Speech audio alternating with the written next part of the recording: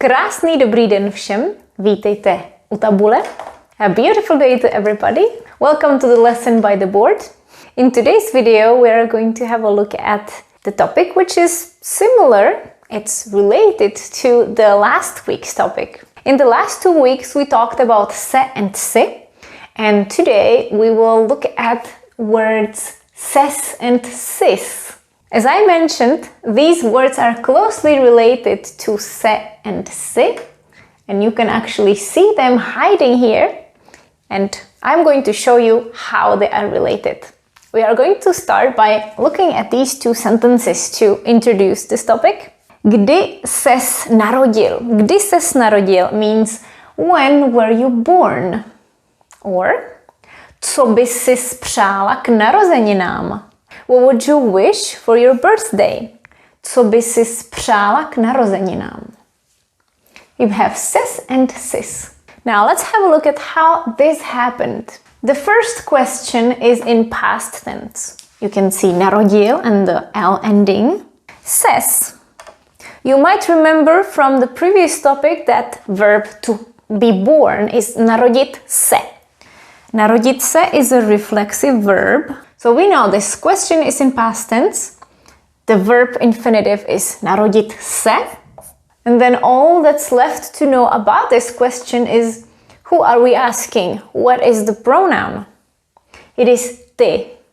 Kdy ses narodil? Kdy ty ses narodil? And ses came from the combination si and se. This is a contracted form. Si se became ses, as well as here. Co by si přála k narozeninám? By přála. This is a sign of conditional, but the conditional is formed by past tense, so it's the same case. This is also the person, also the second singular, and sis came from isi and si. Again, a contracted form, because the verb přát, to wish, can be both reflexive or non-reflexive. We can say přát, to wish something to somebody else, but if we wish it for ourselves, then it's přát si. In present tense it would be přeju si mít hodně peněz. I wish to have a lot of money for me. Přeju ti hodně peněz. I wish that you have a lot of money. I wish you a lot of money. Let's look at this more closely. I have prepared a chart for you, and let me explain how this works. This is how we would conjugate the verb čistit, to clean, not to wash, but clean, in past tense. You know that čistit is one of those verbs that can take object, si, and an object, or se and nothing. These are the pronouns, and we have 3 different situations, A, B, and C. Situation A is when čistit, to clean, would take an object, no si or se. Simply, we are cleaning something that's not ours, or we don't state it's ours. Čistit, for the singular form, would be čistil or čistila. The ending a is for the feminine form, so I can say čistila jsem. I say that as a woman, I cleaned. Čistil jsem, a man would say that. Čistila si or čistil si, you cleaned. And for the third person singular, there is nothing. On čistil, ona čistila. No auxiliary verb here. This is how we form the past tense. And that would naturally take an object, so the sentence would be complete. I added an object, a direct object, koberec, a carpet. So I want to say I was cleaning the carpet. Čistila jsem koberec. For the plural, we have čistili with I or čistili with Y, exclusively for a group of female. If we wanted to write that, when you pronounce it, it sounds exactly the same. So this is only a matter of correct spelling. For me, it's čistili jsme or čistili jsme with Y. Čistili jste, and again, čistili, no auxiliary. Čistili jsme koberec, we were cleaning the carpet. Option B is when the verb čistit takes si plus an object, and si here means it's something of mine, something of that person that we refer to. At this point, if you don't know what I'm referring to, you should watch my videos from last week and week before. You can find it here. Now, if I want to say that I was brushing my teeth, then I use si and an object. So I would say čistila jsem si zuby. Zuby here is an object. And si means those were my teeth. I clean teeth to myself, literally. You were cleaning your teeth. Čistil or čistila si zuby. Okay, here is when Czech grammar doesn't allow to say si. These two do not go together in proper grammar. You might hear it si, čistila si zuby, but it is not correct grammar. The correct grammar uses the contracted form, which would be sis, but only for the second person. I hope you will understand this chart now. I didn't make it too messy. So, čistila or čistil sis zuby. Sis refers only to this person, to the second person singular. Everything else stays the same and we use the two compounds, the auxiliary and the reflexive pronoun. So if I want to say they were brushing their teeth, it would be čistili si zuby. Or we were brushing our teeth, čistili jsme si zuby. Option C is when we use se and nothing else. It doesn't take an object and it means the whole ourselves. For example, if I say čistila jsem se, it means I was cleaning myself, my whole self. The same exception would be for ty. If I want to use correct grammar, I cannot say čistila or čistil si se. I should say ses. So again, si and se would be contracted to ses, but only for the second person again. Second person singular to be precise. Only for ty. Ty has this special rule where sis and ses would appear when we combine the auxiliary for the past tense si plus the reflexive pronoun si or se. So I could say, viděla jsem tě. Spadl si na zem a čistil ses. I saw you. You fell on the ground and you were cleaning yourself. How embarrassing. So čistil ses. And if that person admits that, they would say, ano, čistil jsem se. Yes, I was cleaning myself.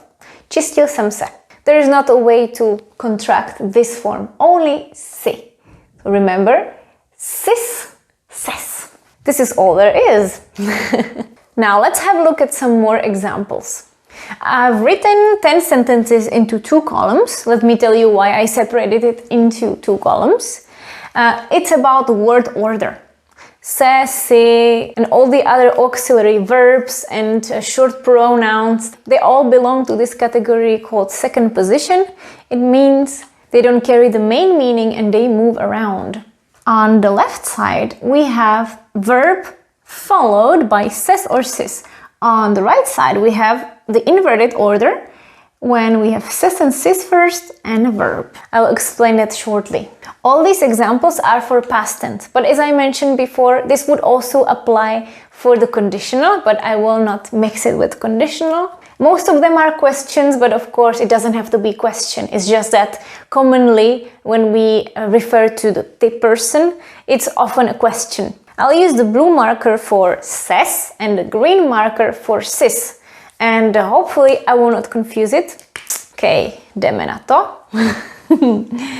Pamatoval sis to? Did you remember that? Sis came from si and si. It's the abbreviated version. Pamatoval sis to. And again, pamatoval si to is not a correct grammar, although you can hear it. Many people say it. I don't like to say it, but you should definitely not write it. Next one. Zlobila ses na mě? Were you angry at me? Ses came from si and se. And we use the contracted form se.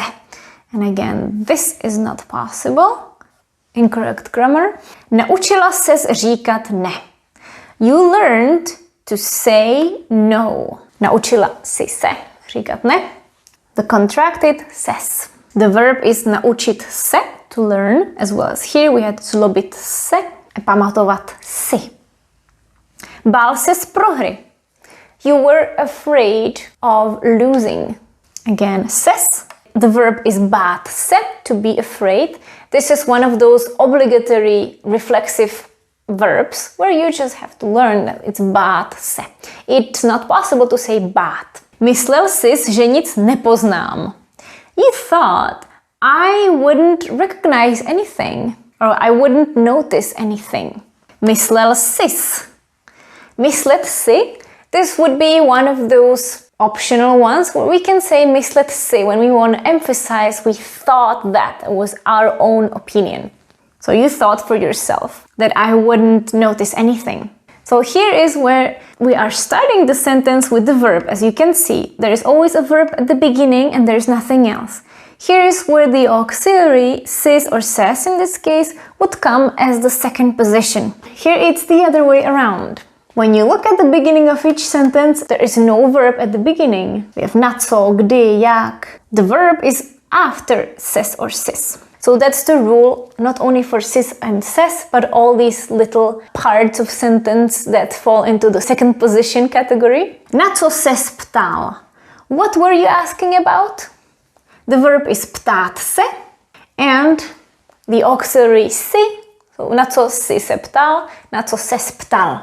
And because we are starting the sentence not with the verb, but with a preposition in this case, na co, we cannot say na co ptal ses. That's why we put this before. It guards the verb. That's my explanation. I call these watchdogs, and they guard the verb because there is an invader that came at the beginning of the sentence. And again, that's just my imagination and my explanation. A little watchdog. Very angry. This is a very angry watchdog guarding the verb, okay? Next one. Kdy ses vrátila? When did you return? Asking a woman. Kdy ses vrátila? Of kolik ses vrátila? What time did you come back? Again, we have vrátit se, to return yourself. This would be the category where adding se to this verb changes the meaning. And again, the watchdog. Ses came before the verb because it's guarding it from the word kdy. Jak ses vyspal? How did you sleep?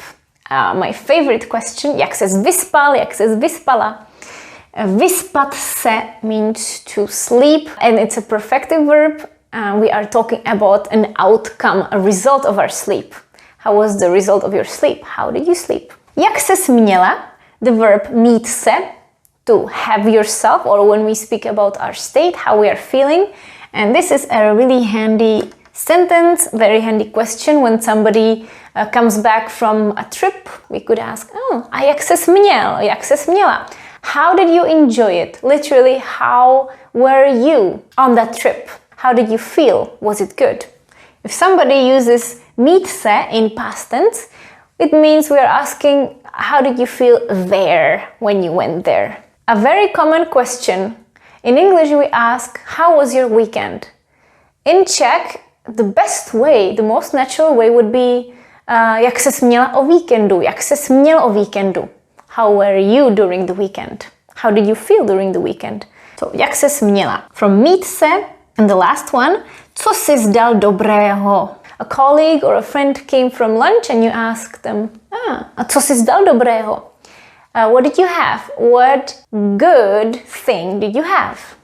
We can add dobrého to imply we assume it was good. Co sis dal dobrého? Also a very common Czech thing. Co děláš hezkého? What kind of nice thing are you doing? Co si dělal hezkého? What kind of nice thing were you doing? Co sis dal dobrého? What kind of good thing you ordered? Si and JSI contracted to sis. This is all about the topic sis and ses. I truly hope that now the mystery about sis, se, together with sis and sis is now completely clear, or at least it's unveiled and now it's not such a mystery anymore. If you came across some interesting sentences containing ses and sis, please write them in the comment. Or if you have a question about some strange sentence containing these parts, share it with us under the video and I will help you translate it. I also wanted to express my gratitude to all of you, all my subscribers, followers, learners, because last week my channel reached over 1000 subscribers and I really appreciate that. Takže moc krát vám děkuju. To je ode mě všechno, mějte se krásně a uvidíme se zase příště. Ahoj!